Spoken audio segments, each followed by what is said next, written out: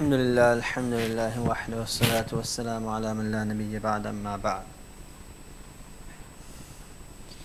If I could request all the brothers inshallah to gather closely. Those brothers who are not in need of leaning against the wall, if they could gather, inshallah, kindly join the main gathering. You can see many young faces on the edges near the wall. So if I could request them inshallah to come forward and join the main gathering, join the main congregation. Inshallah, the closer we sit and with more talab and desire we sit, inshallah, the more benefit we will gain from the program. So inshallah, let us take this little bit of sacrifice. Alhamdulillah, we're sitting in the program. So let us just take the few extra steps and join the main gathering inshallah. So my young brothers who are leaning against the wall are not in need of leaning. If you could inshallah come and join the main gathering, or those that are sitting towards the edges and don't need to sit towards the edge, if they could also join the main gathering as well. Jazakumullah. Alhamdulillah, it is the great fadl of Allah subhanahu wa ta'ala that we have gathered here and taken out some time to listen to His word and the words of His Prophet sallallahu alaihi wasallam. Indeed, it is very important that an individual takes out time to learn the knowledge of deen, knowledge of sharia. The Prophet sallallahu alaihi wasallam has mentioned great fadail, great virtues regarding this.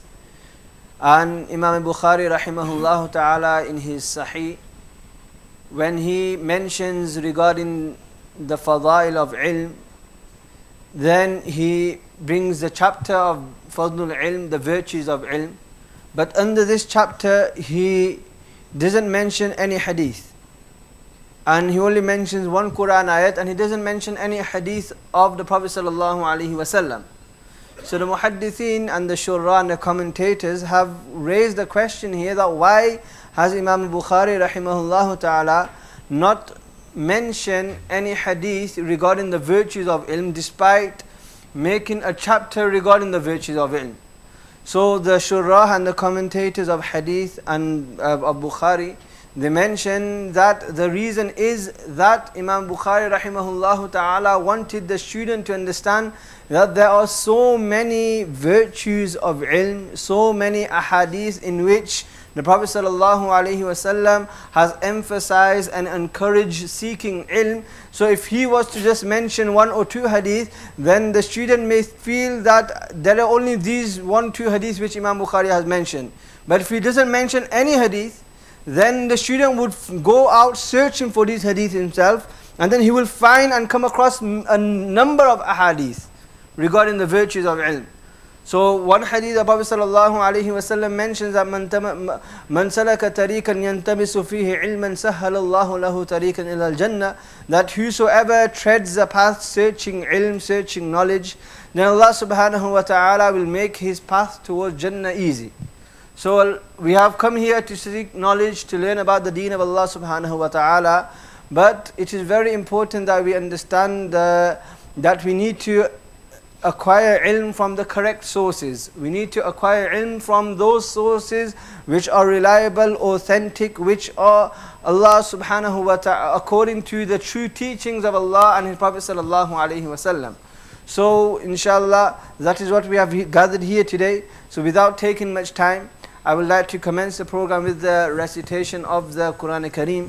So for this I request Hafiz Abdul Rauf to come forward and recite a portion of the Quran.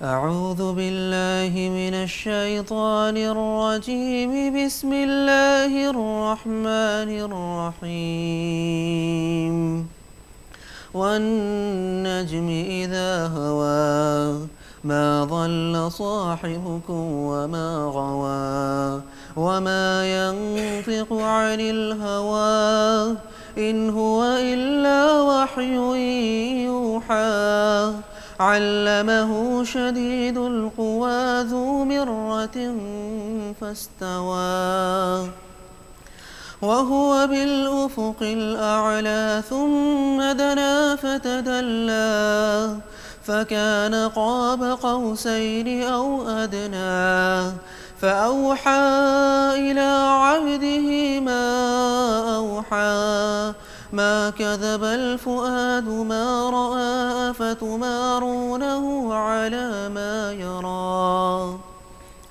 ولقد رآه نزلة أخرى عند سدرة المنتهى عندها جنة المأوى إذ يغشى السدرة ما يغشى ما زاغ البصر وما طغى لقد رأى من آيات ربه الكبرى أفرأيتم اللات والعزى ومناة الثالثة الأخرى ألكم الذكر وله الأنثى تلك إذا قسمة ضيزى إن هي إلا أسماء سميتموها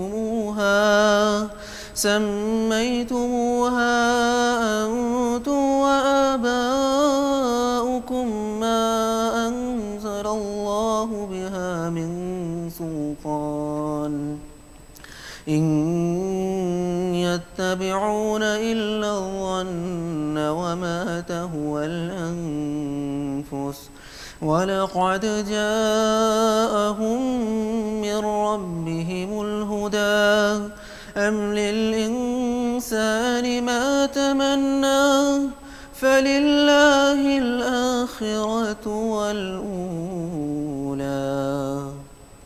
صدق الله العظيم.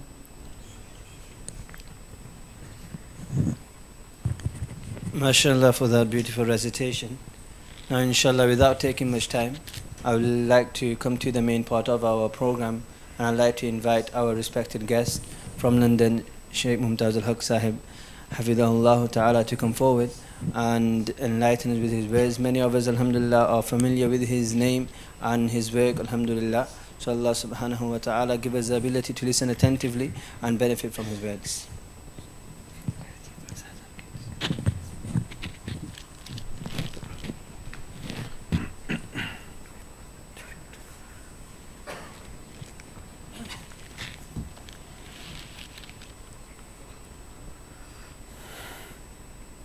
Assalamu alaikum wa rahmatullahi wa barakatuh.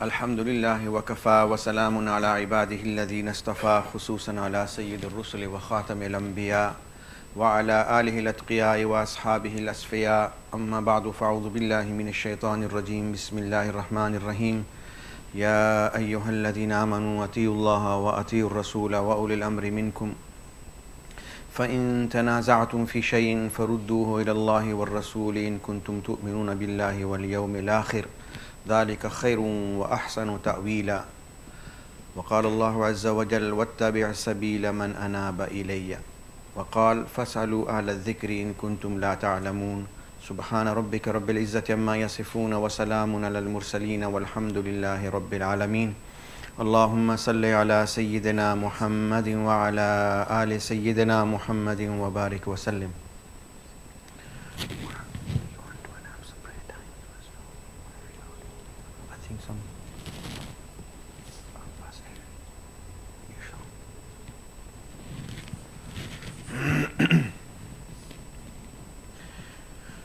My dear brothers, respected elders, honorable ulama, I begin in the name of Allah, praise Him, glorify Him, seek His forgiveness and ask Him to send His infinite mercy upon His beloved Prophet Muhammad sallallahu alaihi wasallam, to forgive our sins and to guide us all to the right path, so that we can all live like Muslims, die like Muslims and rise like Muslims on the day of Qiyamah.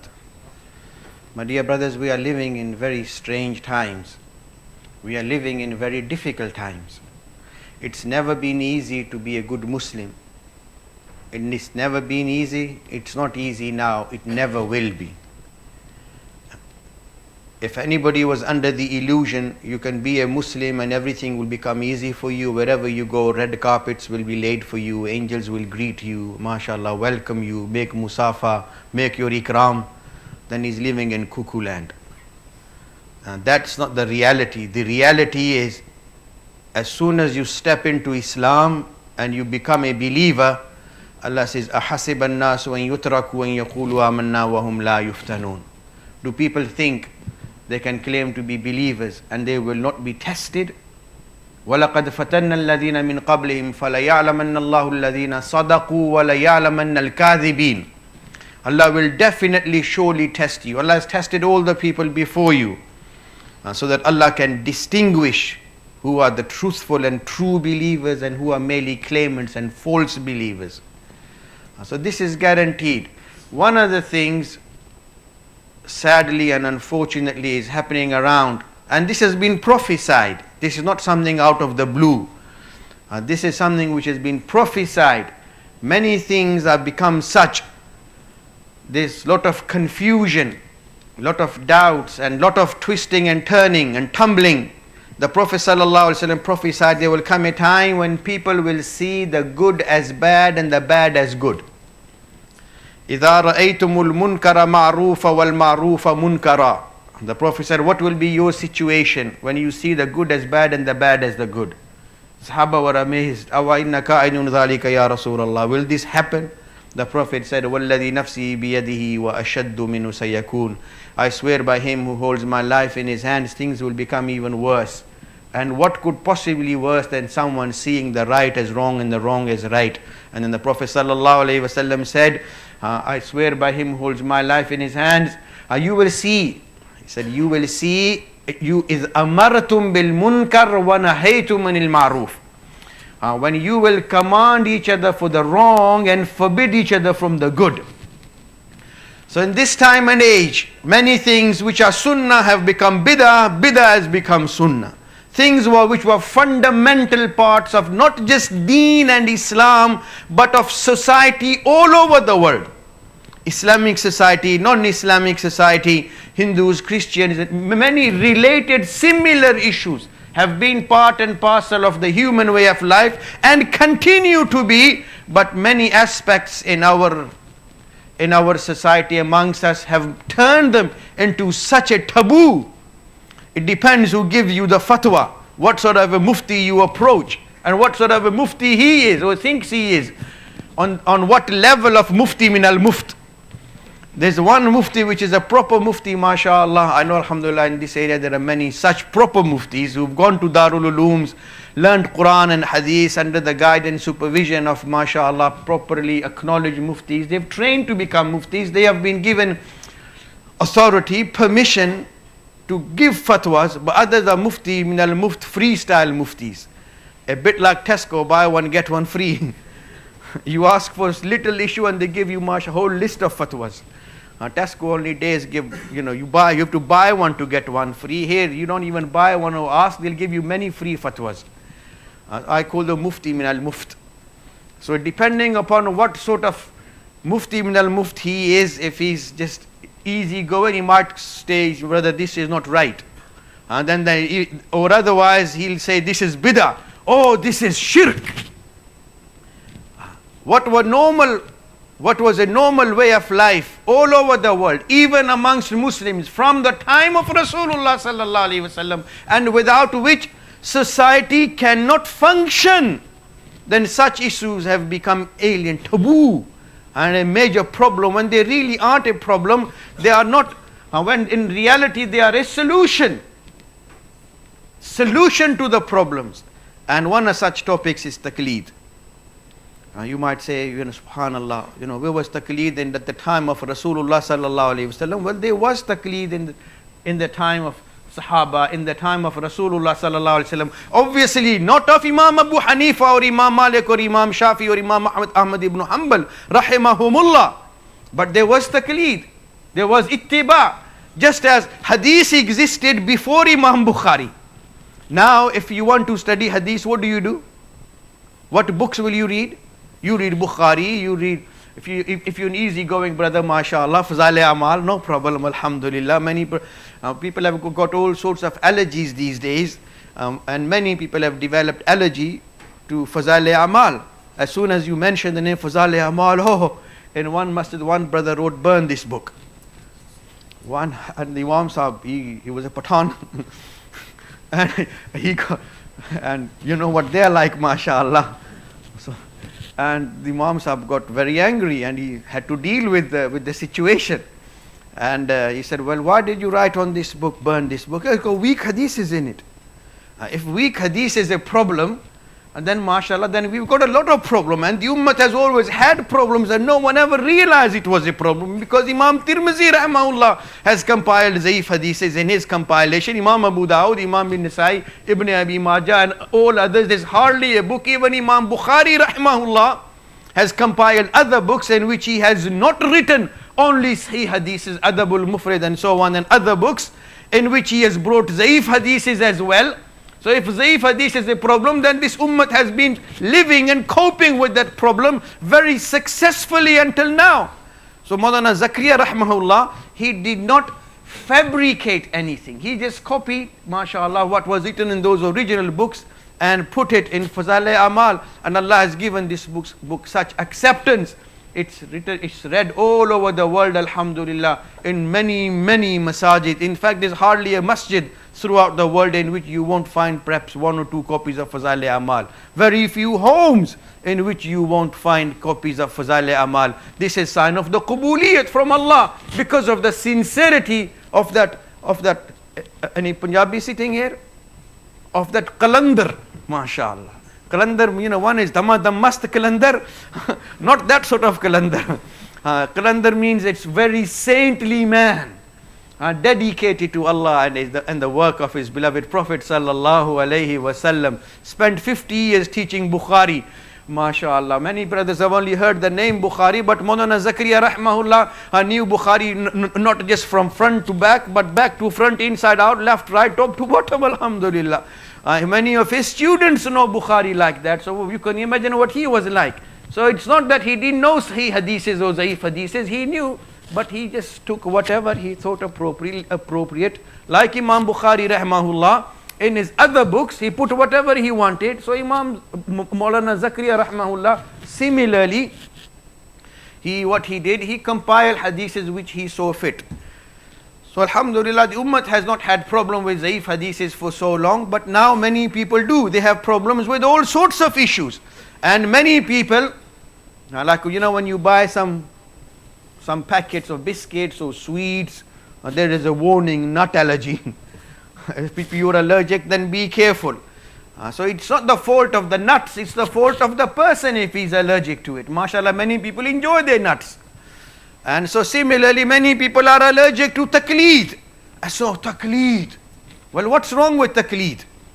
Taqleed is a fundamental human aspect of life. People have been following, and it's a human fallacy that we can't master everything.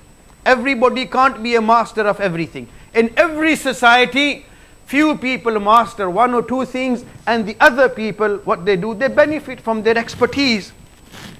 Most people, mashallah, live in homes, and in homes there's electrical work, plumbing work, building work, mashallah. Most people drive cars. So if there's a problem with your car, what does everybody do? Fix their own car? Open their own garage?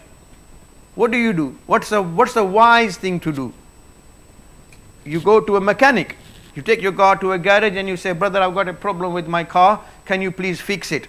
Does he then ask you, brother, let me check you out first. Are you a Sahih Ravi or a Zaif Ravi? And then once he's fixed his car, and then the brother, does he ask him, brother, this is my car, you fixed it. Where is the evidence to say that, the parts you put in, they were right, authentic parts? Where is the dalil for the work that you have done, that this is the right work and the parts were right and everything was right? When an ordinary person, his car breaks down, he takes his car to a garage, does he question the mechanic? If a person falls ill, what's the right thing to do? Will you open up medical journals and manuals and look for symptoms and then make your own conclusions, and you, mashallah, diagnose yourself and then go to the manufacturer, go to, in these, at least in the UK now, they don't have many of these people that we call pansaris, where they used to have the raw materials. And then you buy the raw materials and then you manufacture your own medicine. Have you ever done that? You just go to a doctor, the doctor assesses you, and then he prescribes something. Have you ever asked him for daleel? But where is the evidence? I don't trust you, you're not even a Muslim. Dr. Singh, in London, most Dr. Patels are not Muslims. I know I've got to be careful here. Many Dr. Patels are Muslims, alhamdulillah. But in other parts of the world, Dr. Jones, Dr. Peters, Dr. Stevens, he might not even, I don't trust you, man, you're not an authentic narrator. So what if you say, where is the evidence to say, brother, please go away, don't waste my time. If you need some building work done in your home, what do? Start building your own house. I don't trust these builders. I might be sitting in my home and the roof might collapse on me, killing me and my family, so I'll build my own house. Does anybody do that? Unless you're a builder yourself. Every walk of life, what do? You go to an expert, you get his services, and you place your trust in him. And trust is always blind. It's no harm being blind. Is there any, I don't know if there's any blind brothers in this community, but in many communities people are blind. They've always, blind people have always existed in many parts of the world. In fact, blind people get around. And if Allah has made someone blind, deprived them of vision, it doesn't mean it's the end of your life, you should take your own life and just die. Sometimes a person is blind, but if he wants to get around, what does he do? He holds the hand and finger of someone who can see. And if he holds his finger, the man with the vision, the man who can see, will take him through across the road. But what is bad is if a blind man tries to do things himself and see, I don't need anybody's help, I'll cross the road myself. Then what will happen? Will he be able to cross the road safely? Many a times you might have seen a blind man is guided by a dog and he can cross the road safely. Other people have learned the secret of life. Isn't that how people do everything everywhere? So similarly, when it comes to deen is a deen, our Islam is a deen of fitrah. Kullu mawludin yuladu alal fitrah. Every child is born on the fitrah nature which Allah wants them to be upon. So everything in Islam is logical, reasonable, mashallah. It appeals to the human nature, and that's the way things are. So in Islam as well, every Muslim has to seek knowledge of deen. Talabul ilmi faridatun ala kulli muslimin wa muslima. Has to seek knowledge of deen, but every Muslim doesn't have to be an alim. दीन का इल्म सीखना ज़रूरी है, दीनदार बनना ज़रूरी है, लेकिन हर आदमी आलिम नहीं बन सकता. Everybody can't be an alim, and everybody isn't expected or required to be an alim either. And Rasulullah sallallahu alayhi wasallam's time, everybody wasn't an alim like we consider people ulama nowadays and experts in the field of Quran and Hadith. And Rasulullah sallallahu alayhi wasallam didn't impose it upon them in such a level either. People, everybody, whatever is farz, essential, everybody needs to have knowledge of that. Issues to do with your iman, issues to do with faraiz. Whatever is farz, knowledge of that is farz. Whatever is wajib, knowledge of that is wajib. Whatever is sunnat, knowledge of that will be in that level. Whatever is mustahab, nafil, to acquire the knowledge of such an issue will similarly be mustahab. But whatever is farz, wajib, halal, haram, everybody needs, as our tabligh brothers they say, everybody should have an understanding of halal, haram, what's permissible, what's forbidden, and so on, so they can live their fundamental life in the guidance of Islam. But everybody doesn't need to have memorized Bukhari. Everybody doesn't need to be hafiz of Quran. If you are, mashallah, nurun ala nur, may Allah increase your knowledge upon you, and may Allah increase His favors and blessings upon you. But everybody doesn't have to be a hafiz. Yes, we should all envy who fast. We should all wish If only I could be Hafiz as well. But if you are not a Hafiz, you will not be guilty in the court of Allah or sinful on the day of Qiyamah. So what do ordinary people need to do? Just as every other walk of life, what people do when they have a problem, they go to an expert and ask him, and according to the advice given by the expert, I've given a few examples. If somebody has a problem with the law, what does he do? Everybody is required to become a lawyer. Everybody is required to abide by the law of the land. If you want to live here in England, you have to live according to English laws. You have to abide by the law, from how you drive a car to what other things, whatever, to paying your taxes. You are required to do whatever needs to be done. You have to abide by the law, but you don't have to be a lawyer. You don't have to be a solicitor. You know all the most people know the fundamental issues, and when there is a problem, what do? You seek the advice of a lawyer or a solicitor, and your problem will be sorted. But can you imagine if you had a problem with the law and somebody decided to take you to court for whatever reason, and now just because you've been taken to court, if you were to now set about becoming a lawyer, Allahu Akbar, can you imagine the problem? Similarly in deen, we have to live our life according to deen, but everybody doesn't have to be an alim as such. Everybody doesn't need to have studied Bukhari, Muslim, Tirmizi, Nisai, Abu Dawud and become a mufti, alama, shaykhul hadith in order to live like a proper Muslim. Otherwise everybody, or majority of the people, will be sinful. This is the essence of taqleed. The root word of taqleed is qalada. Qalada means, in Arabic, is used to describe something which is placed around the neck. That's a qalada. And sometimes people place things around the necks of animals. That's a rope or a collar. And when something is placed around the neck of an animal, it's usually placed in order to control them, to lead them, and to drag them along. And for an animal with a rope around the neck, if there is an animal and someone's placed a rope around the neck and he's holding that rope and he's walking along with that animal, if nothing else, that rope around the neck of an animal is a guarantee of his security. Even if it's a dog walking on the street on lead. Many people here, mashallah, love their dogs. So if somebody Sunday morning or Monday morning or any day is taking their dog for a walk, and the dog is on lead, got a rope around its neck, and the man is holding the rope, try kicking that dog. Don't try it. You know what I mean? Then even that dog, he's protected. He's someone in charge, someone looking after him. Allahu Akbar. So that lead, that rope in the neck of an animal is a guarantee of his security.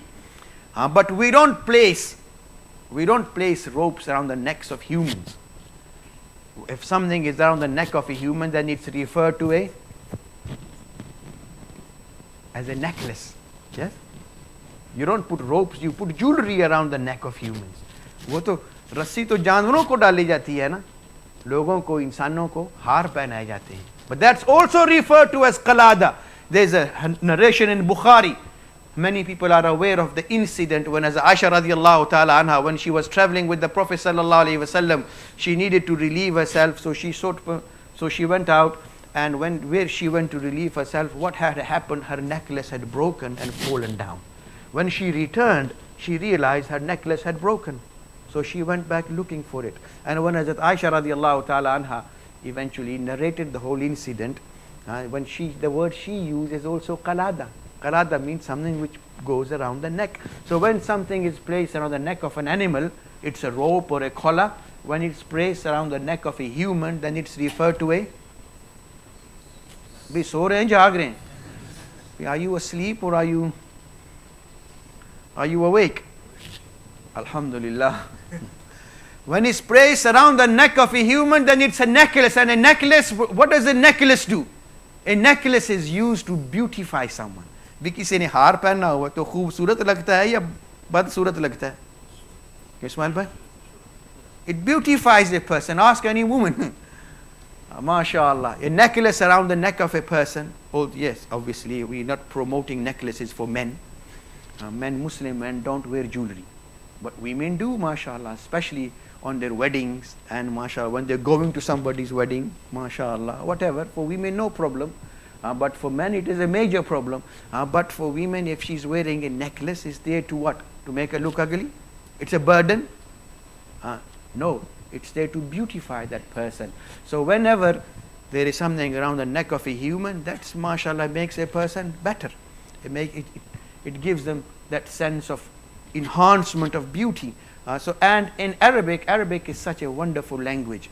Those who've studied Arabic, they know that most adjectives, nouns, verbs, they have a root. And depends how you manipulate, change that root, then you'll get a different meaning. A very common example is the word for knowledge is ilm. Ilm is knowledge. If you want to say he knows, you say alima, or he knew. And a teacher is muallim. To teach, alima is to know, and to teach is allama. Allama means to teach, alima means to know, ilm is knowledge, teacher is muallim, and the art of acquiring knowledge is known as ta'lim. Yes?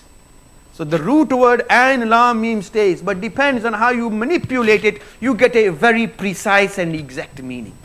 Alima ya'lamu, allama muallimun, ilm, ta'lim. Similarly, qalada is something which is placed around the neck. And so the art of putting something around your neck or subjecting yourself in obedience, like when you have a rope around the neck of an animal, you can drag it, you can lead it.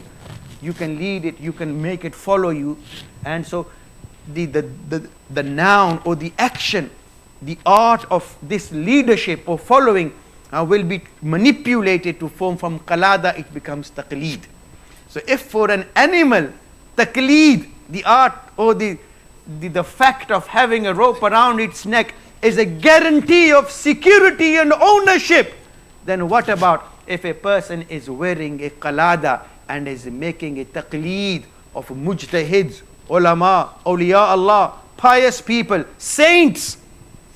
How can that possibly be bad? But like most things, there is a good aspect and there is a bad aspect. Bhi gosht halal hai ya haram hai? Is meat halal or haram? Is it? Is all meat halal? Meat of a dog? Khinzir? Meat of other haram animals? That will be haram. Meat of a halal animal? MashaAllah, chicken? Not necessarily, if it's not slaughtered in the proper way, then still haram. So just because it's meat, it doesn't mean it's either halal or haram. It will depend upon how it's been slaughtered. Similarly, friendship. Is friendship good or bad? Depends. MashaAllah. You quick learners, MashaAllah. Friendship by nature is neither good or bad, but depends upon your friend. Friendship by Maulana Sahab, by Ismail Bhai, MashaAllah, and other good brothers, MashaAllah. Will anybody object to such friendship? The Prophet ﷺ encouraged such good friendship. In fact, Allah has revealed in the Quran, Ya ayyuhalladhina amanu ittaqullah wa kunu ma'as sadiqeen. O those who believe, fear Allah and join the truthful people, to become friends with good people. The Prophet said, Al-maru ala dini khalilihi. A man is on the deen of his friends. فَلْيَنْظُرْ أَحَدُكُمْ مَنْ يُخَالِلْ. So be aware, be cautious of whom you befriend. And make good friends. The Prophet ﷺ said, if I was to befriend someone, if I was to take a friend, I would have taken Abu Bakr to be my friend. Rasulullah wanted to be friend of Abu Bakr. Allah also has a friend. We've just had Eid al-Qurbani. Who was Allah's great friend? Ibrahim Khalilullah, friend of Allah. Allah also has friends. In fact, Allah waliyul ladina amanu. In fact, Allah wants to be a friend of all believers. Allah is a friend of all believers. It's another thing, some believers don't consider them friends of Allah. Don't consider themselves friends of Allah. So friendship of a good person is good. And friendship of a bad person, a druggie, drunkard, alcoholic, someone who deals, a drug dealer, or other troublemakers, Will anybody approve such friendship? No. MashaAllah, if some youngster has a good friend, MashaAllah, goes in the path of Allah, comes regularly to the masjid, goes in Jamaat and does other good things, and when the parents find out, most parents, some people will say, don't let me catch you dead, but working with these guys. But other and most parents will be happy to see their sons hanging about with the good guys. And if he sees you hanging about with the wrong crowd, what will he say? Never let me see you hanging about these guys again. So it depends what sort of friendship. Taqleed similarly. Taqleed of good people can only be good. And taqleed of bad people can only be bad. By nature. Many people, what they say, they've got a problem. Because this is a definition, it's not show me where is in the Quran taqleed. Show me the Quran, where is taqleed? One brother said, show me tasawwuf, where is tasawwuf in the Quran? The word tasawwuf is definitely not in the Quran. Well, I say, show me where is the word aqidah in the Quran. Brother, you got to learn your aqidah first. These Tablighi brothers, many people, many mufti min al-muft. These Tablighis, they don't know their aqidah. Brother, what is aqidah? Show me in the Quran, where is the word aqidah? Did Rasulullah ever say in Bukhari, Muslim, Tirmidhi, Nisai, Abu Dawud, Ibn Majah, did Rasulullah ever teach कि मौलाना हजूर ने कभी अकीदा का लफ्ज़ इस्तेमाल किया है? Does it say in the Quran, learn your aqidah? The Prophet ﷺ, did he ever use the word aqidah? Never. Sahaba didn't use the word aqidah either. The word used in the Quran is iman and yaqeen. وَقَلْبُهُ مُطْمَئِنٌ بِالْإِيمَانِ وَلَكِنَّ اللَّهَ حَبَّبَ إِلَيْكُمُ الْإِيمَانِ. This is the terminology Tablighi Jamaat brothers use, alhamdulillah. But in many circles, brother, you got to learn your aqidah first. Well, what's aqidah? What you believe? Well, what you believe is iman. Where did you get the word aqidah from? If you go strictly by definition, then the word aqidah in itself is bidah. Because it's not in the Quran, the Prophet didn't use it, Sahaba didn't use it either. But we are not saying aqidah is bidah. It's only a definition. Tasawwuf is only a definition. The word tazkiyah is in the Quran. It's the same implication. So similarly, taqleed is not in the Quran, brother. But the ittaba is in the Quran. But taqleed is when you follow blindly without evidence. And you have to follow people with evidence.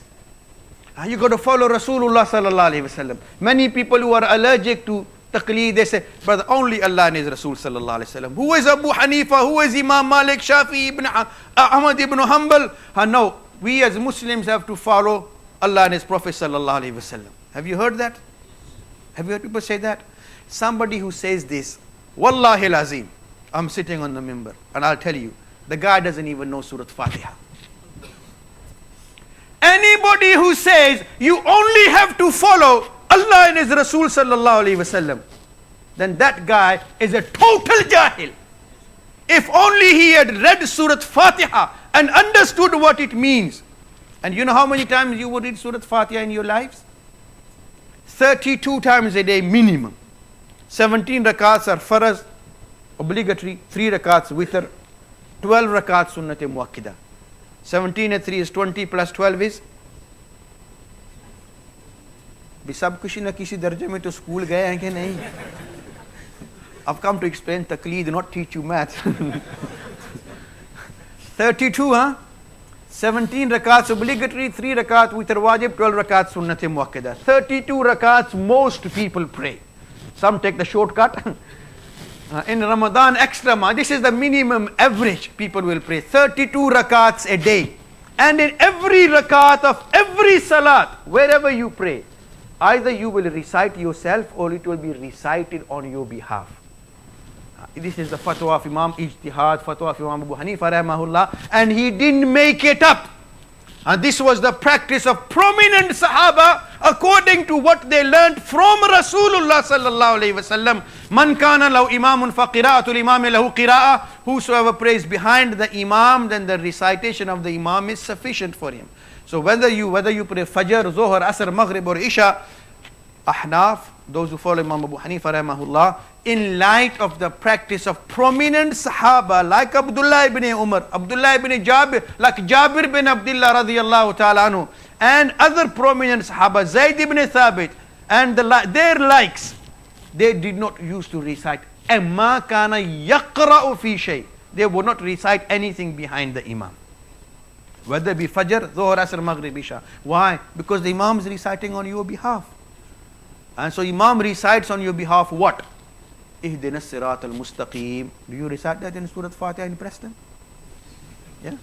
You begin Alhamdulillah Rabbil Alameen, Ar-Rahman Ar-Rahim, Malik Yawmiddin, Iyaka na'budu wa iyaka nasta'een, Ihdina sirat al-mustaqim. The Surah Fatiha end there. Ihdina sirat al-mustaqim. Allahu Akbar. I don't think Imam Sahib recites only this much. He recites a bit more. Huh? So what's Ihdina sirat al-mustaqim mean? Ya Allah, guide us to the right path. Ya Allah, what is the right path? And this is not Maulana Qasim Nanotwi's, Maulana Rashid Ahmad Gangohi's, Maulana Zakaria Rahmahullah, or Hafiz Patel Sahib, Hazrat Maulana Yusuf Sahib's definition. This is Allah's definition himself. What sirat al-mustaqim? Sirat al-ladhina an'amta alayhim. Ya Allah, the path of those. You're asking right path? You want to be guided? 32 times a day. If for ease of calculation, if we assume 30 days every month, mashallah. 30 days every month, 12 months a year. And most people start praying at the age of 10. As the Prophet ﷺ said. And if you live till the age of 60, then starting from 10 till 60 is 50 years. So mashallah, 32 times a day, times 30 days every month, times 12 months a year over a period of 50 years. Many people carry smartphones. If only people were as smart as some of the phones, we wouldn't have half the problems. Phones have become smarter, but people have become less smart. And in many cases, Allah forbid, even common sense isn't so common anymore. As they say. What's meant to be common, even that's not so common anymore. In your smartphones, if you punch, it'll give you the answer, 576,000. I'm not claiming to be smarter than your smartphone because I've done it many times. 32 rakat minimum you pray. That's a minimum. That's including the shortcuts. In Ramadan, mashallah, 20 rakats extra. People take a shortcut there as well. Mashallah. All this extra, but the minimum, 32 times a day, 30 days a month, 12 months a year, over a period of 50 years, if that's all you pray, you would have prayed 576,000 rakats and asked Allah, or the Imam Sahib would ask on your behalf, Ihdina sirat al-mustaqim. Ya Allah, guide us the right path. And what sabak did you learn from Surah Fatiha? What is sirat al-mustaqim? Sirat al-ladhina an'amta alayhim. Ya Allah, show us the path of those और जो उर्दू समझते हैं, या अल्लाह हमें सीधे रास्ते पर चला, और सीधा रास्ता क्या है? उन लोगों का रास्ता. Is un singular or plural? Is those singular or plural? If it had been singular, didn't Allah know? Na'uzubillah. That yes, they have to follow only my Nabi. Allah would have said, yes, ihdina sirat al-mustaqim, sirat al-rasuli, arsaltahu. Ya Allah, show us the path of the Nabi you sent. But Allah doesn't say that. Allah says, sirat al-ladhina an'amta alayhim. Ya Allah, the path of those upon whom you showered your favors and blessings. غَيْرِ الْمَغْضُوبِ عَلَيْهِمْ وَلَا الضَّالِّينَ. Not the path of those who earned your anger and went astray. So what Surah Fatiha telling you? You only have to follow Rasulullah sallallahu alaihi wasallam, or there's other people Allah has allowed you to follow. Those people who say, we only have to follow Rasulullah sallallahu alaihi wasallam, what they are saying? They are saying indirectly and unknowingly that Rasulullah should have been immortal. If Allah wants us to follow only Rasulullah sallallahu alaihi wasallam, then Rasulullah should have been present amongst us today. But did Rasulullah live on? Kullu nafsin dha'iqatul maut. Every soul has to taste of death. Allah made it so clear. People could have perhaps, every nafs has to taste of death. But Rasulullah is Habibullah. Allah exempted Rasulullah. But Allah made it clear, oh my beloved Prophet, innaka mayyitun wa innahum mayyitun. You have to die. Even you have to die. And just as every one of them has to die. So if we were to follow only Rasulullah sallallahu alaihi wasallam, we can only follow him only if he was amongst us or present and telling us what to do directly. And is that the case? Is that the case? No. So when Rasulullah sallallahu alaihi wasallam had to pass away, and he made the choice to pass away, and Allah sent angel of death to take his blessed noble soul, and Rasulullah sallallahu alaihi wasallam took and drank from the bowl of death, and then afterwards, how could people follow Rasulullah sallallahu alaihi wasallam directly? Then they have to follow other people. Allah knew that would be the case. So Allah revealed Siratal Ladina. Zina means those people. So, and especially in this ummah, Allah says, وَاتَّبِعْ سَبِيلَ مَنْ أَنَابَ إِلَيَّ. Follow the path of whosoever it turns to me. أَتِيُوا اللَّهِ وَأَتِيُوا الرَّسُولِ وَأُولِي الْأَمْرِ مِنْكُمْ. Obey Allah, obey His Messenger, and obey the people of authority amongst you. Here Mufassirin have said that it means people of authority, political authority and a religious authority. In political, organizational, institutional matters, follow the people who have relevant authority, and then in matters of deen, follow people who have religious authority. Ask ulama. فَاسْأَلُوا أَهْلَ الذِّكْرِ إِن كُنْتُمْ لَا تَعْلَمُونَ. This is not a weak hadith from Fazal Amal. And please don't think I'm against Fazal Amal. I've already explained that. This is not a weak hadith from Fazal Amal. And in any case, whether a hadith is zaif or sahih, there isn't a single hadith in the entire treasure of hadith which Rasulullah said this is sahih hadith. The single hadith in which قال رسول الله هذا حديث صحيح.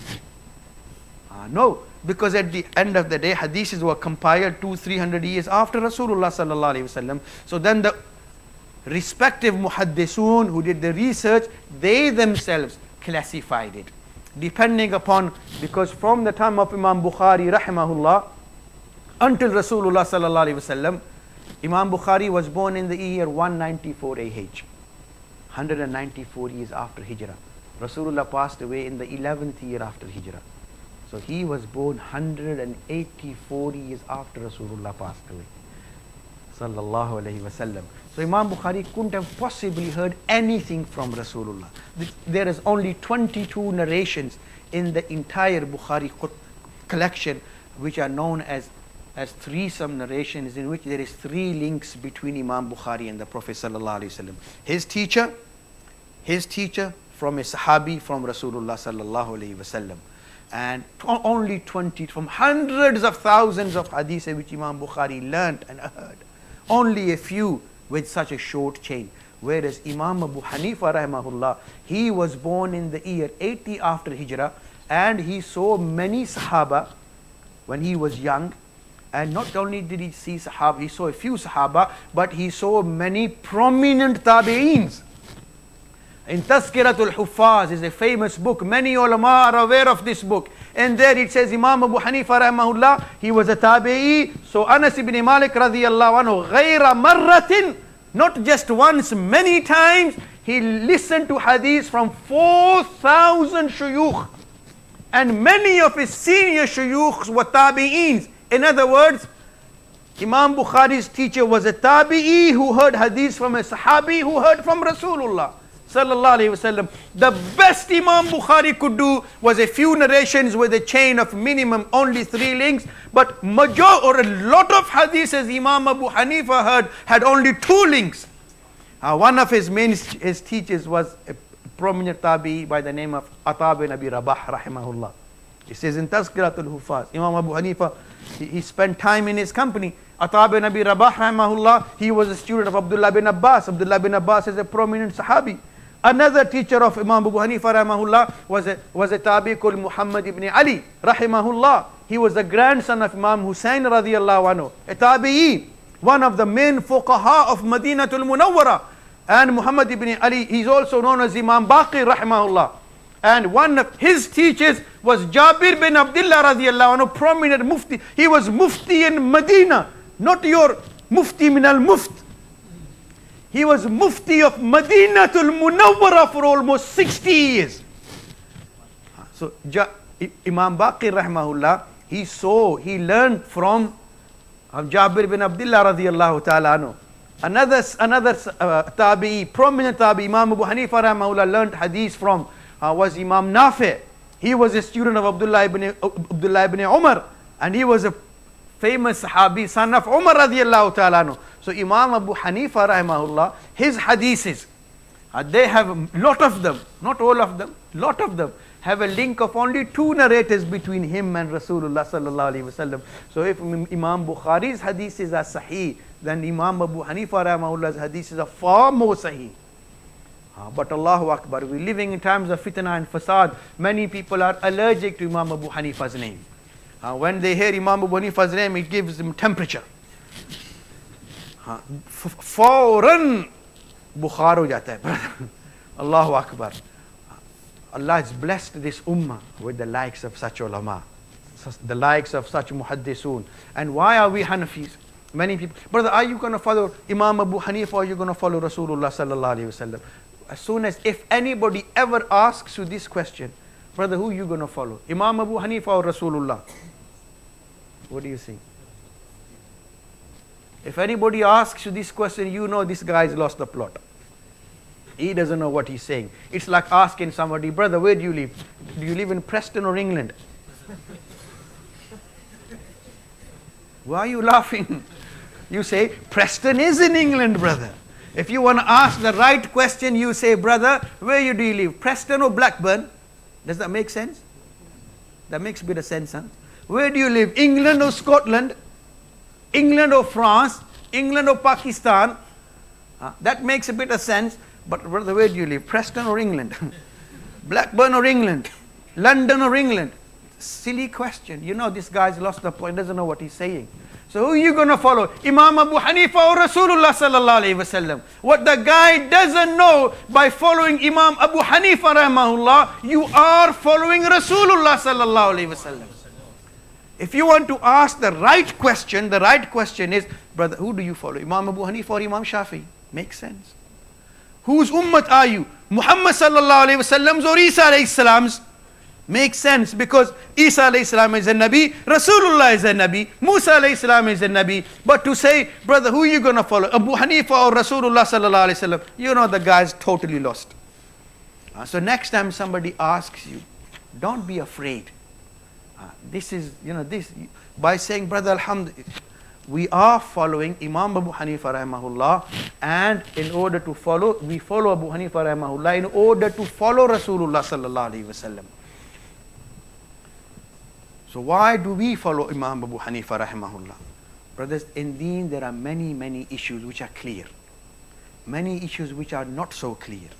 The only sort of issues in which we follow Imam Abu Hanifa rahimahullah are those complicated issues, controversial issues, undefined issues, ambiguous issues. Everybody should learn 3 words.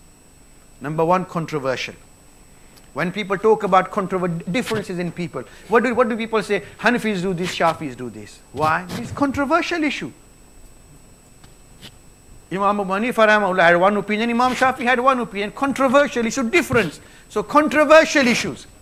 Then there are ambiguous issues. Ambiguous issues means things which are not clear. When you talk in English, brothers say, please explain in Urdu. When you talk in Urdu, youngsters go away. Brothers, we don't understand this foreign language. So ambiguous means things which are not clear. And then the other word is undefined.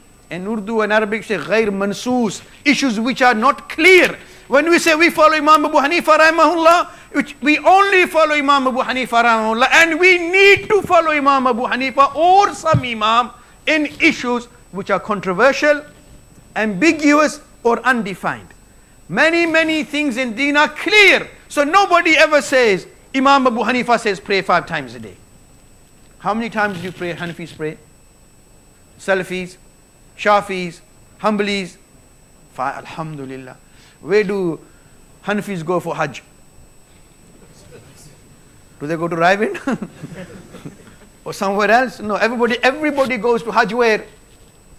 Makkatul Mukarramah, Arafat, Alhamdulillah, Salafis, Shafis, Malikis, Hanbalis.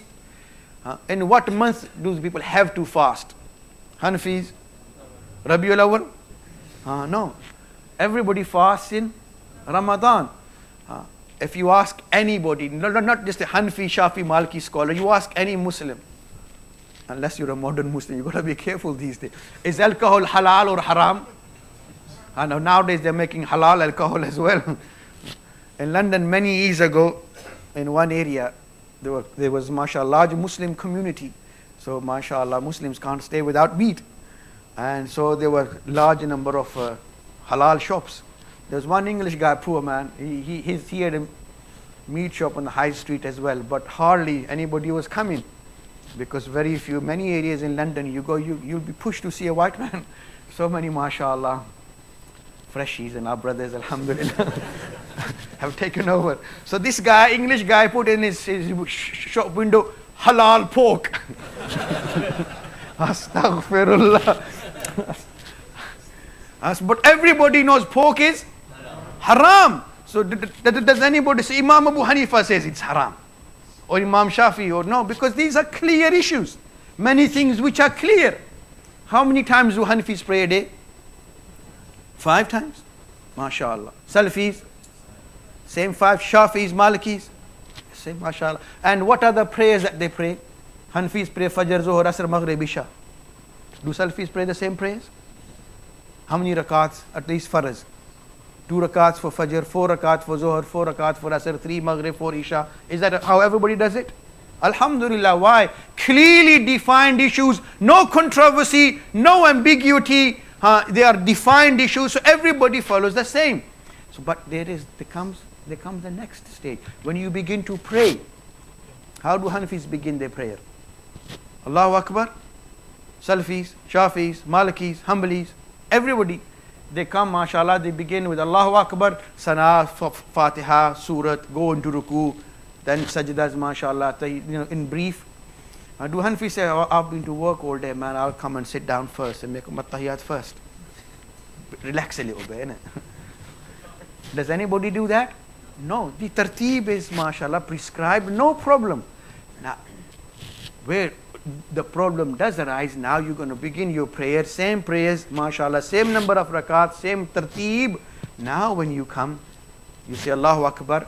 Okay, some people will say, where are you going to raise your hands up to? You're going to raise your hands, everybody raises hands. Where are you going to raise them up to? Some say to the shoulders, some say a bit higher. Then you're going to tie them. People tie them. Some say lower, some say higher. So controversial issue. Then you're going to recite Fatiha, you're going to recite Surah, you're going to go into Ruku. Some people go straight into Ruku, some say raise your hands before going into Ruku. And so on and so forth. You get the drift. Yeah? So in majority of the things, the fundamentals, no problem, no differences, no ikhtilaf. In the nitty gritty, then there is some ikhtilaf. So now, what do you do in these issues?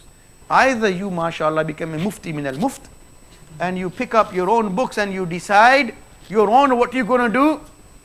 But even then, you need someone to tell you, Hada hadithun sahih, sahahu albani, or whoever somebody's made it sahih, categorized it as sahih or da'if. And whether it is sahih or da'if, like I said, there isn't a single hadith about which Allah says it's sahih in the Quran, or Rasulullah said it's sahih.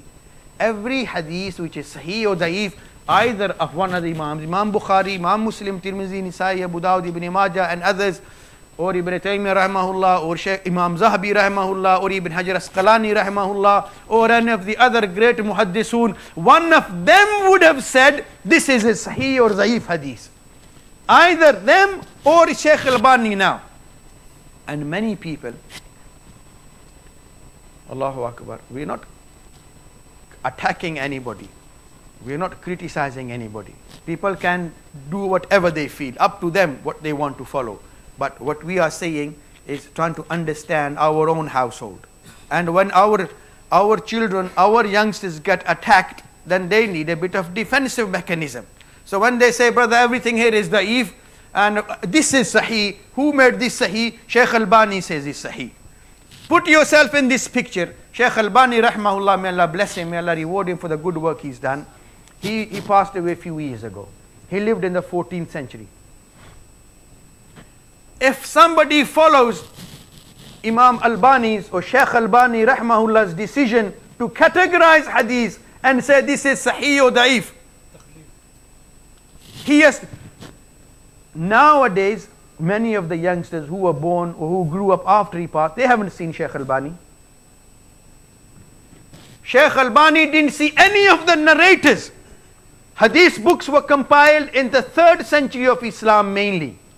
Shaykh Albani lived in the 14th century of Islam, 1100 years gap. So for Shaykh Albani to pass a judgment on the narrators who lived over 1,000 years ago, he didn't meet any of them. He didn't know any of them. He has to make his judgment based on the work of people like Ibn Hajar Asqalani, Imam Shamsuddin Zahabi and others who lived in the 8th century of Islam. So put yourself in the picture. If you go to any court of law anywhere in the world, except India, Pakistan, if you go any court in the world, you file in a case and your evidence, a man is giving evidence based on the verdict, on the words and verdict of someone who lived 600 years ago about people who lived 600 years earlier. Imam Shaykh Albani or any of the modern muhaddisun, they didn't see Ibn Hajar Asqalani rahmahullah or meet him. They wrote books, so they're reading his books. And Ibn Hajar Asqalani, Imam Shamsuddin Zahabi didn't meet any of the narrators either, because the narrators lived 500 years earlier. So there is a court case, and the case depends upon the ruling and the testimony of a man who is basing his judgment on the books written 500 years earlier about people who lived 500 years earlier. Any decent judge would throw the case out of court. There is simply no leg to stand upon. He didn't meet anybody. He has to place his judgment upon them. But we are not saying throw the case out of court. That's his judgment. At the end of the day, it's a man's decision. If you're going to place your trust in someone 1400 years down the line, then what is wrong with placing your trust in a man who lived 100 years only after Rasulullah sallallahu alaihi wasallam, and he compiled. Allah gave deen to Rasulullah sallallahu alaihi wasallam. Rasulullah preached it. Sahaba propagated and established it. Allah ne deen nazil kiya. Hazur ne deen ki tabligh ki.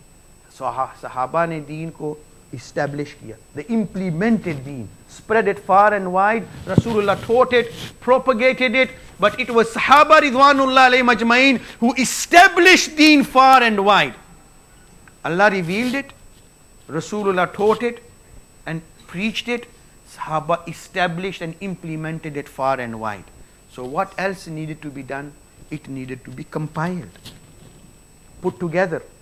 Imam Abu Hanifa rahimahullah was the first man Allah chose. Allah chose in this ummah. Allah wasn't going to send any more nabis. Allah was going to raise ulama, sulaha, pious people who would do this work on behalf of Rasulullah sallallahu alaihi wasallam. Imam Abu Hanifa rahimahullah, when he was young, he saw a dream. He saw a dream that he was digging the Prophet sallallahu alaihi wasallam's grave. He was digging the Prophet sallallahu alaihi wasallam's grave and he was gathering his bones. Imam Abu Hanifa rahimahullah, he sent one of his friends to go and ask Ibn Sirin rahimahullah. Ibn Sirin was a senior tabi'i. He was famous for his knowledge of the interpretation of dreams. And most of the people who interpret dreams now have, and since they base their interpretations on the work of Ibn Sirin rahimahullah. This is a special form of knowledge Allah gives to pious people. He was an expert. Imam Malik rahimahullah had seen a dream and sent a messenger as well. Sent someone to go and ask what his dream meant. And Imam Malik rahimahullah had seen a dream. He saw Rasulullah in it because he loved Rasulullah sallallahu alaihi wasallam so much.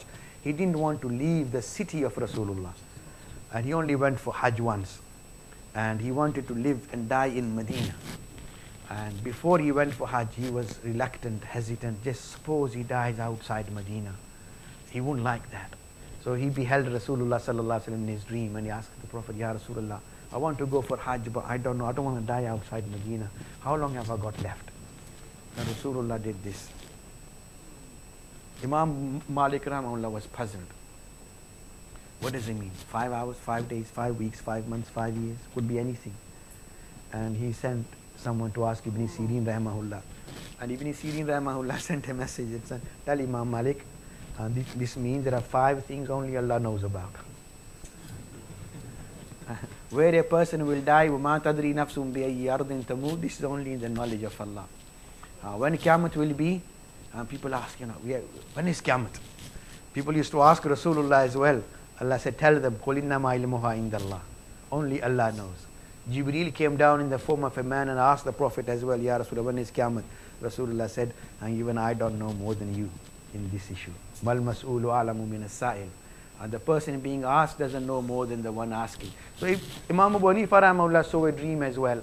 He saw a dream that he was digging up the bones of Rasulullah sallallahu, gathering them, and reluctantly, fearfully, bones of Rasulullah digging at the Prophet's grave.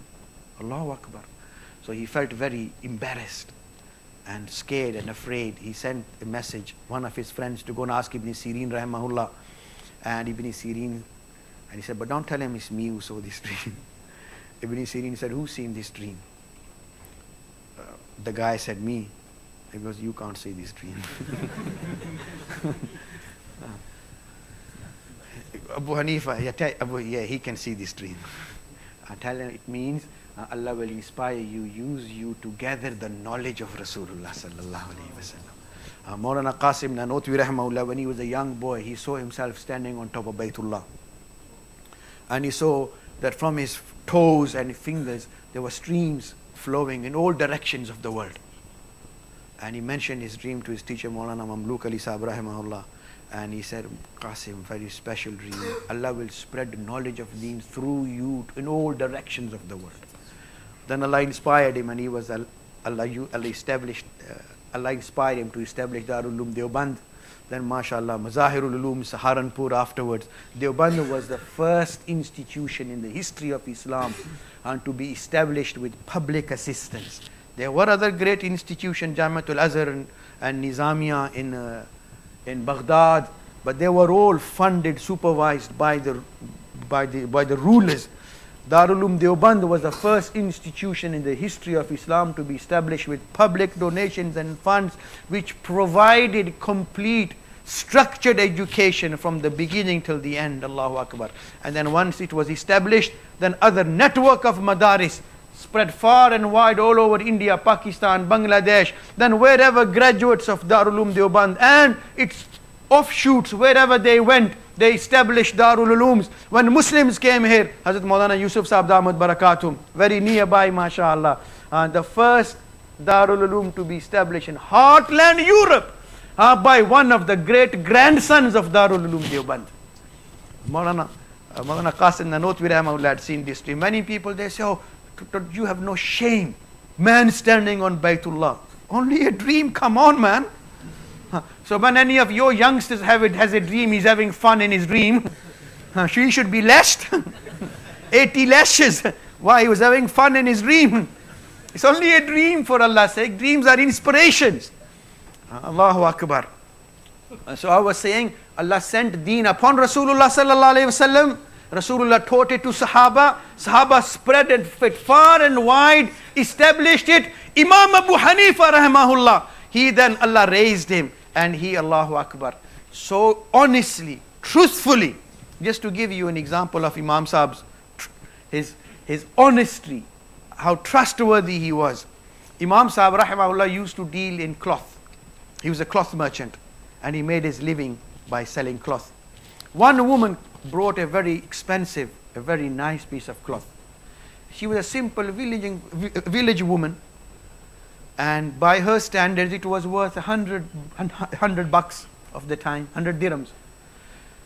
So she presented the cloth in front of Imam Sahab and said, I want to sell this. Imam Sahab said, how much do you want for this? She said, 100. He goes, no, it's worth much more, 200. More. She goes, please don't make fun of me. Imam Sahab rahimahullah paid her 400 dirhams. If Imam Sahib was like us, and the woman came, how much do you want? $100. Come on, 50 will do. But not Imam Sahib. Imam Sahib was Imam Sahib. No wonder he was known as Imam Azam. Imam Shamsuddin Dhabi rahimahullah and other great scholars, Imam Ibn Abdul Barr rahimahullah, in the 4th century when referring to Imam Abu Hanifa, they said Imam al-Azam, the greatest Imam. Many brothers who have an allergy, they say, oh, don't talk about him as Imam al-Azam, Rasulullah is Imam al-Azam. Brother, I'm sorry, the guy's lost the plot. It's like asking someone, where do you live, Preston or England? We don't say Rasulullah is Imam al-Azam. He is an-Nabiyul Azam. Imam Abu Hanifa is no comparison to Rasulullah sallallahu alayhi wasallam. When we say Imam al-Azam means greatest of the Imam from Imams. Like mashallah, there will be a class of students and a class of ulama, and then mashallah the ulama they've graduated, but now they're doing iftar with Mufti Sahib and becoming, going for the next level. And there is mashallah one Maulana Sahib, he's teaching the Maktab class, Ahsanul Qawaid, and these 5-6 year olds, they mashallah line up, and on behind there is another line of Mufti Sahibs. So he's the best student. He's Mufti Sahib, he's on Qaeda. You see, he's the best student in his class. The other one is best student in his class. Imam Sahib is Imam Azam from the Imams in this ummah. And he himself didn't give himself this title. Other scholars have given him this title. Al-Imam Al-Azam, the greatest of the Imams. And even now, alhamdulillah, more than 50% of the ummah, historically throughout the ages, even now, they follow Imam Abu Hanifa rahimahullah. All the other Imams put together on one side, those who follow Imam Abu Hanifa rahimahullah will probably be more. Throughout the world, presently at least, more than half the ummah resides in these 3-4 countries. India, Pakistan, Bangladesh, Afghanistan, these countries. If you don't believe me, you can ask Shaykh, Google, check out as well. MashaAllah. In Saudi Arabia, the Arab population is only 5 million. The rest are all, MashaAllah, foreigners. Others, MashaAllah, and other countries, Egypt, Iraq, Algeria, Morocco, and others. Indonesia is the biggest Islamic country, but there's more Muslims in India still than even in Indonesia. And all these people are, MashaAllah, India, Pakistan, Bangladesh, almost 600 million. From the more than 1 billion Muslims worldwide, almost 600 million live only India, Pakistan, Bangladesh, and 90% are all Hanafis, MashaAllah. So even more people now, 1400 years down the line, follow Imam Abu Hanifa rahimahullah than the rest of the ummah put together. So when we say we follow Imam Abu Hanifa rahimahullah, we don't say La ilaha illallah Abu Hanifa Rasulullah. No, we all say La ilaha illallah Muhammadur Rasulullah. So when we say we follow Imam Abu Hanifa, remember those 3 crucial words? Controversial issues, ambiguous issues, undefined issues. Only in these 3. Otherwise, I give example. All the prayers, Hajj, Ramadan, fasting, and all these, everybody does the same. They're clearly defined issues, no ambiguity, clear, defined issues, no controversy. So everybody does the same. But where there is a problem, and then the Quran says, فَاسْأَلُوا أَهْلَ الذِّكْرِ إِن كُنْتُمْ لَا تَعْلَمُونَ. If you don't know, don't make your own decisions. Even, especially with regards to Quran. من قال في القرآن برأيه وأصاب فقد أخطأ. The Prophet ﷺ said, whosoever gives his opinion, like in many circles nowadays, brother, what's your opinion? Who the hell are you to give your opinion? Who gave you any right to offer an opinion? The Prophet ﷺ, he said, من قال في القرآن برأيه وأصاب. If you give your opinion in Quran and even though you are right, you are wrong. You shouldn't give your own opinion in Quran. The Quran says, فَاسْأَلُوا عَلَى الذِّكْرِ. Ask those who do know. People of knowledge, those who know. إِن كُنْتُمْ لَا تَعْلَمُونَ. If you don't know. And what sort of scholars specially? عَلِمَهُ الَّذِينَ يَسْتَنْبِتُونَهُ مِنْهُمْ. Those who can make istinbat. Those who can make ijtihad. Ijtihad is an important part of deen. A mujtahid doesn't invent anything. Imam Abu Hanifa rahimahullah didn't invent any issues. He simply dug them out. Like, mashallah, we are lucky when we want water, we just go to a tap.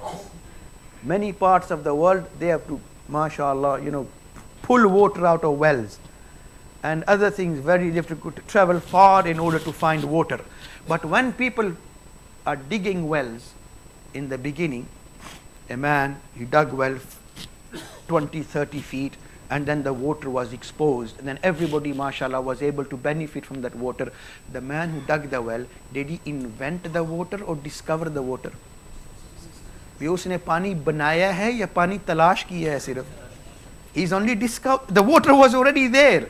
So similarly, the issues already existed, but mashallah, they were buried, hidden, mashallah, and in the light of Quran and Sunnah of Rasulullah sallallahu alaihi wasallam.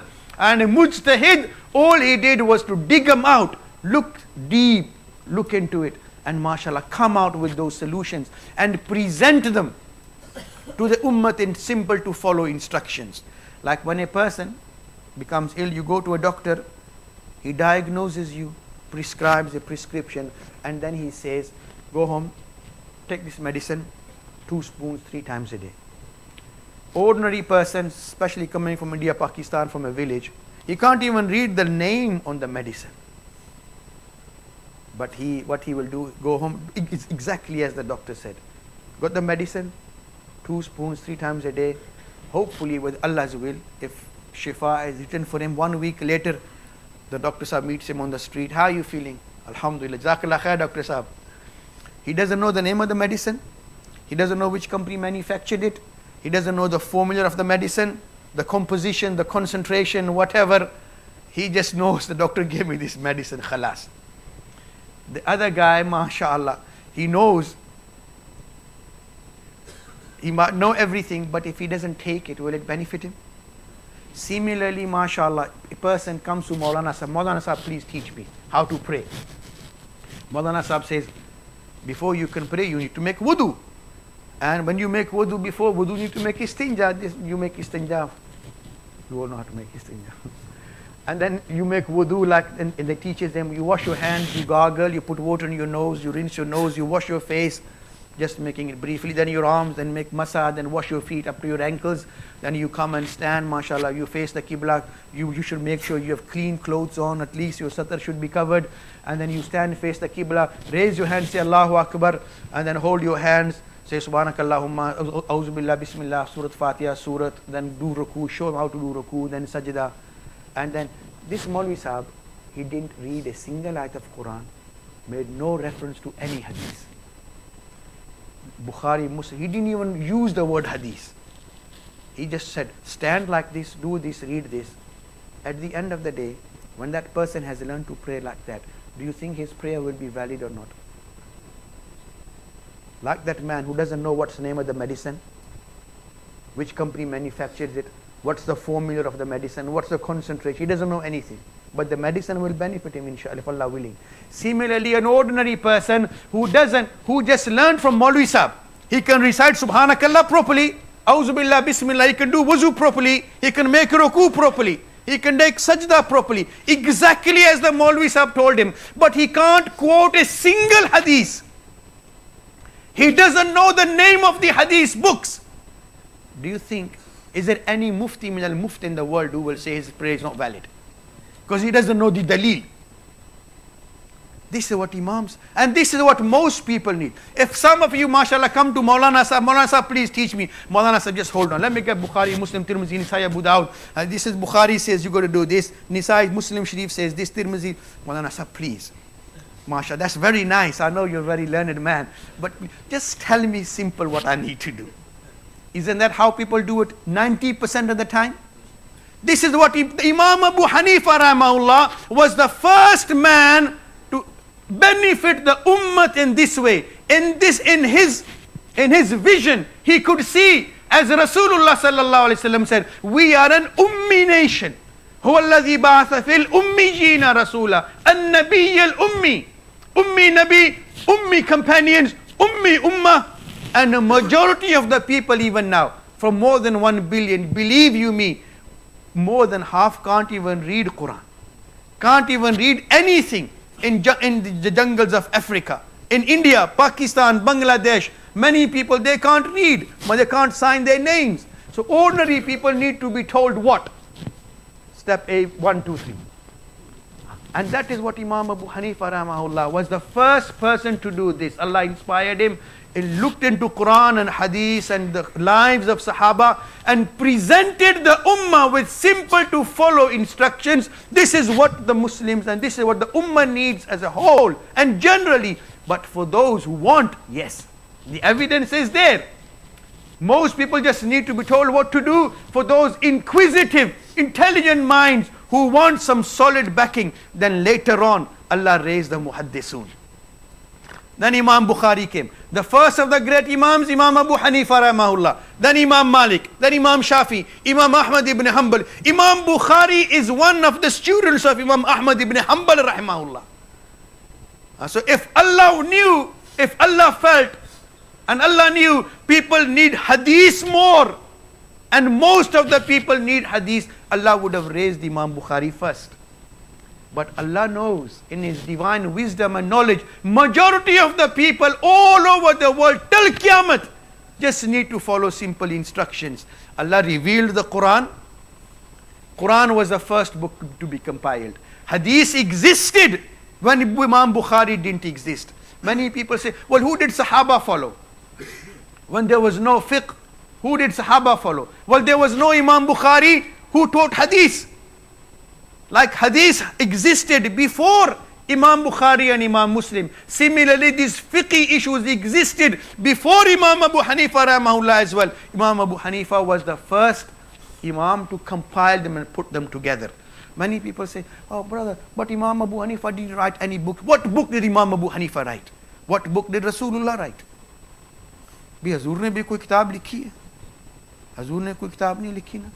हाँ तो फिर from Imam Shafi rahmahullah has written books, Imam Malik has written book, Imam Ahmad ibn Hanbal compiled a hadith book, but Allah Rasulullah didn't compile any book. So Imam Abu Hanifa rahmahullah, if you look at it that way, that's not a negative, that's a big positive. His life resembled the life of Rasulullah the most. Allahu Akbar.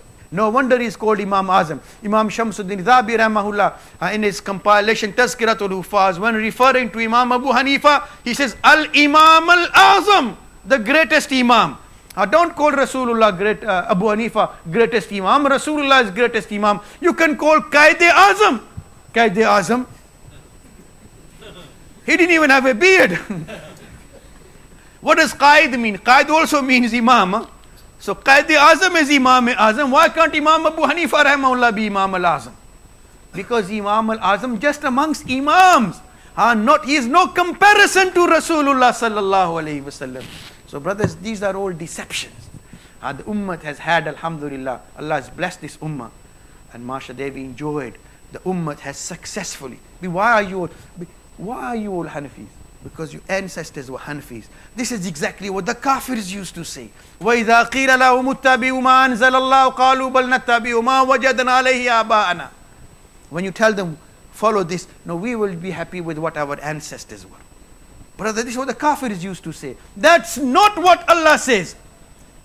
And they used, these other brothers, they used verses of Quran to imply wrong meanings. And you got to follow Rasulullah sallallahu alaihi wasallam. You say you are following Abu Hanifa, you are Hanafis. Why? Because your ancestors were Hanafis. This is what the Kafirs used to say. The Kafirs used to justify their kufr on the basis of their ancestors. Allah says when they are told, obey and follow what Allah has revealed, they say, we will remain on what our ancestors were. Their ancestors were kafir. Are your ancestors kafir? Where did you get Islam? Are you Muslim? Why are you Muslim? How come you're a Muslim? Your parents, and how come they were Muslims? Their parents were Muslims. So it's a totally different scenario. You've acquired so much goodness. Why? Because your parents were Muslims. And this is what Imam Bukhari says as well. Imam Bukhari rahmahullah, towards the end of his Sahih compilation, he says, dedicated a whole chapter. He says, نَقْتَدِي بِمَنْ قَبْلَنَا وَيَقْتَدِي بِنَا مَنْ بَعْدَنَا. And this ummah is a line. Rasulullah is at the front, Sahaba, Tabein, Aimam Mujtahideen, Salaf Salihin, we are all the way at the back, 1400 years down the line. Imam Bukhari says, let us get in the queue. Like many people here, when you go to Sainsbury's, Barclays, whatever bank you bank with. And then there's a queue, mashallah, Christmas coming up, shopping day and night, 24 hours, 24/7 shopping, mashallah. And then especially there's a line. What do? You get in the queue? That's not what they do in India, Pakistan.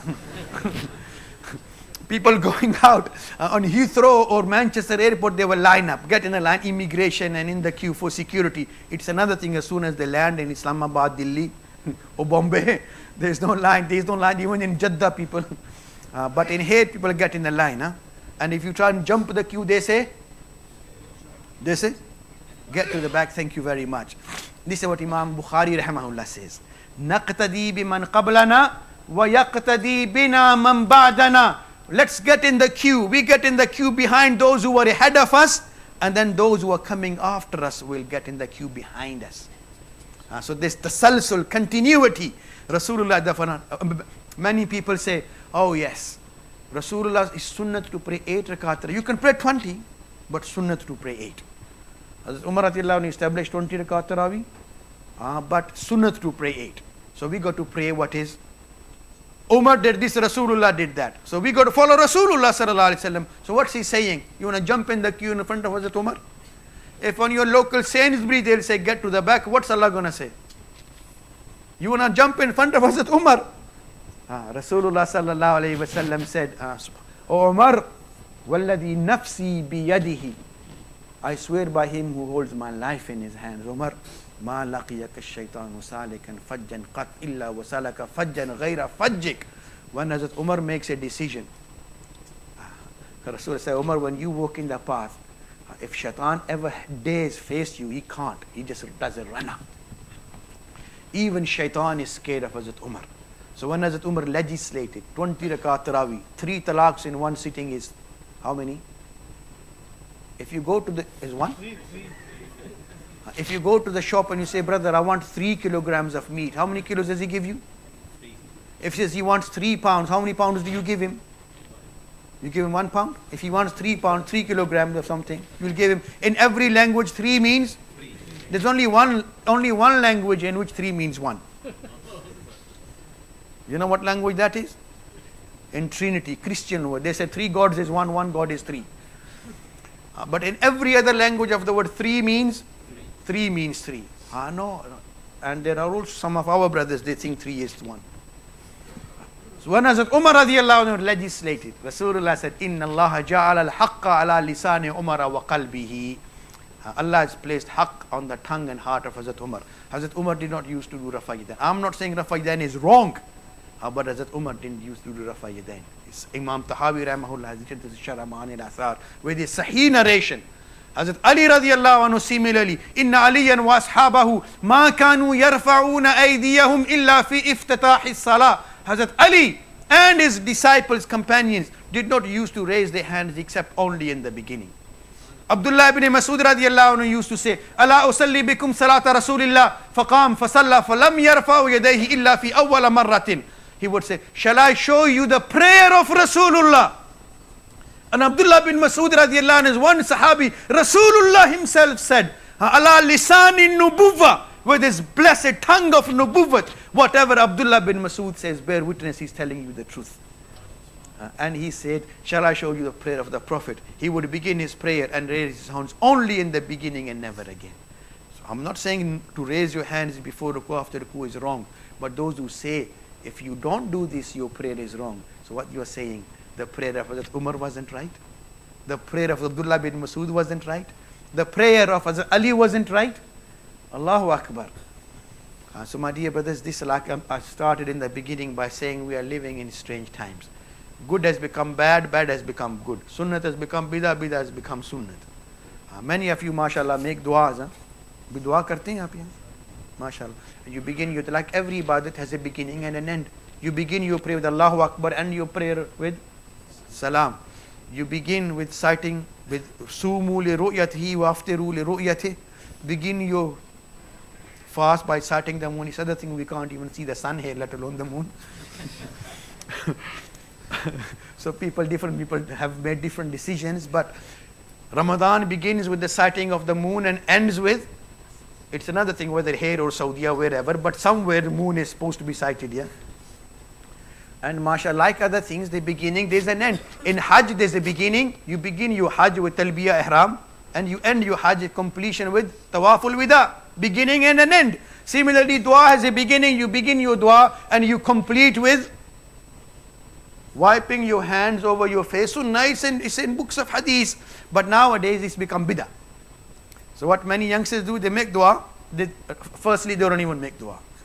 If they see you making dua, what's that? And then when they make dua, and then when they complete, they just stand. It's like asking some, please give me something. And if he gives you something, Allah. What was sunnah has become bidah. What was bidah has become. So taqleed is a fundamental issue, not just in our deen, but in every society, in every aspect. Whether it be your car, whether it be your building, whether problem with the law, you make taqleed of people. And this is a human, this is the way Allah has made people. If everybody was to do everything, become jack of all trades, you become masters of none. There'll be problem in everything. So what Allah has done, Allah inspires people. Some people become masters in one thing, others become masters in other things. Everybody helps one another. Everything gets done properly, wonderfully and properly. MashaAllah. Similarly with deen. Shopkeeper, you do your shop. Plumber, builder, garage, MashaAllah, whatever. Let the ulama deal with this, MashaAllah, with the deen issue. You got a problem, come to ulama. They will provide you with guidance. This is taqleed. What's wrong with that? But now what is essential, fundamental and a good solution has become a problem. Allahu Akbar. Because we become the problem. So this is not a problem, brothers. This is the rahmat of Allah. Otherwise, if we all had to become ulama, then there would be nothing done. ना किसी का कोई मकान सही बनेगा, ना किसी की गाड़ी सही चले, ना किसी का और कोई काम सही हो, क्यों? क्योंकि सारे मौलवी बन गए. सुभानअल्लाह व बिहम्दिही सुभानकल्लाहुम्मा व बिहम्दिक नशहदु अन ला इलाहा इल्ला अंता नस्तगफिरुका व नतूबु इलैक अल्लाहुम्मा वफ़्क़ना लिमा तुहिब्बु व तर्दा वजअल आखिरतना खैरन मिनल ऊला रब्बिग़फिर वरहम व अंता खैरुर राहिमीन.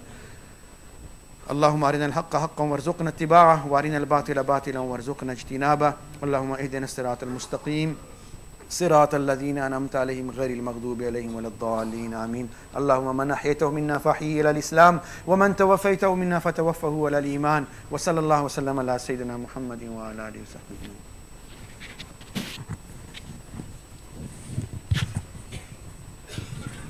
Jazakumullah for the very beautiful speech. इंशाल्लाह अज़ान कह दीजिए और उसके बाद इंशाल्लाह नमाज होगी 8:30 बजे इंशाल्लाह. 8:30 इंशाल्लाह salah shall take place. All brothers are requested to prepare for salah.